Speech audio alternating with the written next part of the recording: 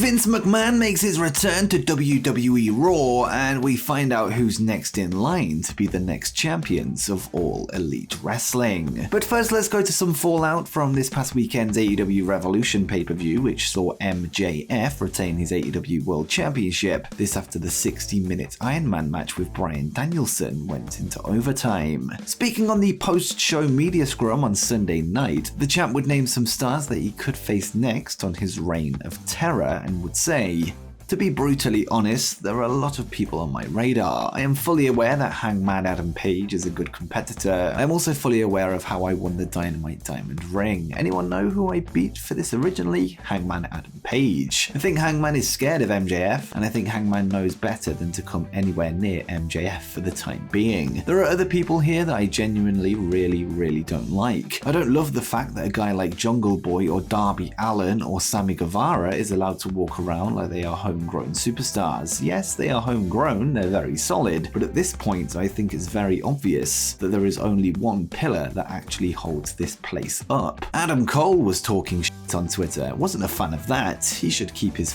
mouth shut and maybe tell that girlfriend of his to do so as well. Are there more people? Sure. I don't like Claudio Castagnoli's face. I think Eddie Kingston is a crybaby bitch, and he's also a little punk, and I wouldn't mind getting a chance to slap him across his blue-collared face. Ring of Honor legend Chris Hero made his return to the wrestling world this past Saturday at a West Coast Pro Show in San Francisco. Since his WWE release in April 2020, Hero has held seminars and taken part in interviews, although he now finds himself back on screens, with him taking on the role of matchmaker for the Californian promotion. Whilst it's unclear if this will lead to an in-ring return at some point, Chris would take to Twitter to discuss his new role, with him saying, "As you may have heard or seen, I made an appearance Saturday night at West Coast Best Coast. I am, as of right now, the official matchmaker for West Coast Pro. Based in South San Francisco, West Coast Pro has been bringing their particular flavor of professional wrestling to Northern California since 2018. The quality of these shows, paired with the energy of the audience, makes an undeniably electric atmosphere."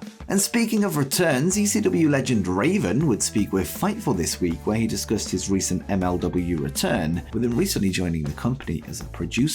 During the interview, Raven would reveal that he isn't retired, despite not wrestling since February 2020, with him planning on getting back into the ring once he deals with his second shoulder, with him having needed shoulder and knee replacements in the past. He would add that he will likely work tag matches to minimize bumps, but ensured that he plans on wrestling again eventually, perhaps inside an MLW ring.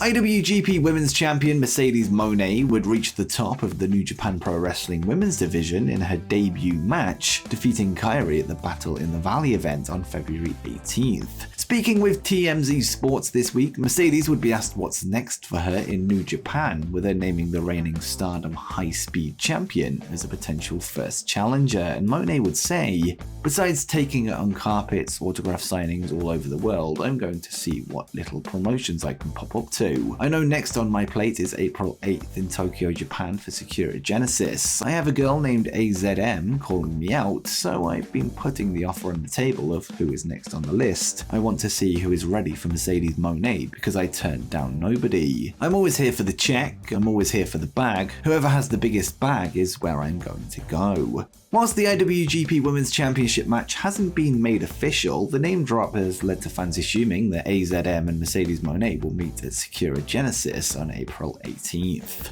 Now let's get back to some MLW news, as the promotion would take to Twitter last night to reveal a big match for the MLW Openweight Championship. At Blood and Thunder in January, John Hennigan, formerly known as John Morrison, would defeat David Richards to become the Openweight Champion, with him set to make his first defense against former MLW World Heavyweight Champion Jacob Fatu. The match will take place at War Chamber on Thursday, April 6th from the Melrose Ballroom in New York City, with this set to be the first time the two men have gone one-on-one, with there being no tougher test for Hennigan to begin his title reign. Last night, WWE would hold the latest episode of Monday Night Raw, a show that kicked off with a match between Kevin Owens and the Bloodline's heavy Solo Sikoa. It would be Owens that walked away as the winner, however this was only due to interference from Jimmy Uso, who took KO out, leading to a disqualification victory. According to Dave Meltzer on Wrestling Observer Radio, WWE are protecting Solo going forward, which explains why he only lost via DQ, and Dave would note,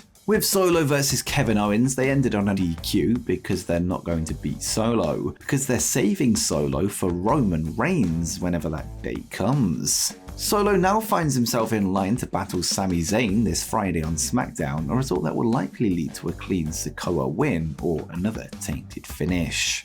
Elsewhere on the show, Jey Uso would decide whether his allegiance is with the Bloodline or not, this after weeks of doubt over which side he was on in the faction's feud with Sami Zayn and Kevin Owens. The main event of the night would pit Jimmy Uso against Sami Zayn, with Jey's presence causing a distraction for his brother, which allowed Sami to capitalize, scoring a flash pinfall win. Jey would then go face to face with Jimmy in the middle of the ring, before then sliding out to stand side by side with Zayn. The two would then embrace before Jey would then soon make clear whose side he was really on, super kicking Sami before throwing him back into the ring, beating him down alongside Jimmy and Solo Sikoa. It was then Cody Rhodes that showed up to force the Bloodline to retreat. Jey would then take to Twitter after the show to give a short and simple reason for his decision, with him writing, "Family first, #we the ones."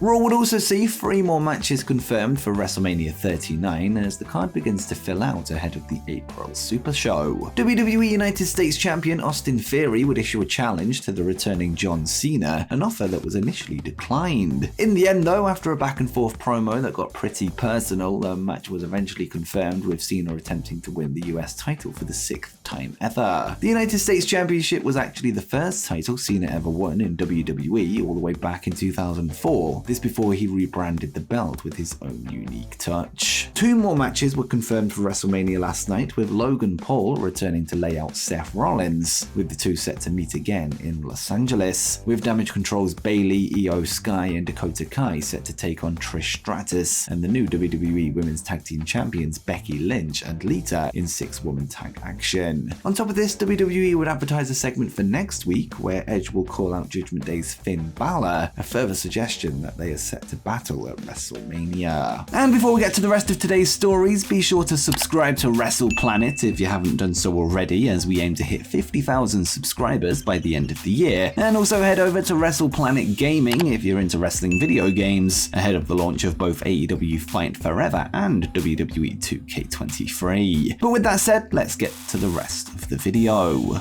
And for our final story from Monday Night Raw, prior to the show last night, multiple reports began to emerge that Vince McMahon was backstage at the show, this for the first time since his return to the company as chairman in order to initiate a sale. As a side note, Vince was spotted with a brand new mustache, perhaps a poor attempt to disguise given the expected reaction of talent and fans alike. With that said, you've likely seen this photo by now on social media, and we can confirm that this is fake, although the facial hair story appears to be true. Fightful Select would later report that Vince was in town to visit the returning John Cena, with WrestleVotes later reporting that he isn't there in any kind of creative capacity, and they would tweet, "While Vince McMahon was in Gorilla the entire show and said to be in a pleasant mood, I'm told his presence backstage didn't impact anything script-wise last night." Dave Meltzer would then give his thoughts on the situation on Wrestling Observer Radio, noting that he thinks there is more to the story than meets the eye, with him saying, "He was in Gorilla all night, so what does that tell you? He wasn't barking orders at people or anything like that, but he was in Gorilla all night, and I was told to tell you that he's only there to visit John Cena. That's the story, but there's more to it than that. He's doing more than they're letting on, but the person who was in control was Triple H. It's not like he was there in charge and doing stuff, but it's not like he was just visiting John Cena and saying hi to a few people and then left. That didn't happen either. The truth is a little bit in the middle." AEW TBS champion Jade Cargill has held onto her title since January 5th, 2022, with this recently surpassing the 425-day mark. With a record that now exceeds 50 wins with 0 losses, 19 of those being TBS title defenses, fans are questioning on who could be the one to stop her in her tracks and bring an end to the impressive streak. Well, according to WRKD Wrestling, the currently injured Chris Statlander was originally in line to do the impossible, with them tweeting, "Chris Statlander is expected back soon. She was originally scheduled to be the one to take the title off of Jade Cargill. This is part of the reason for Jade's current holding pattern."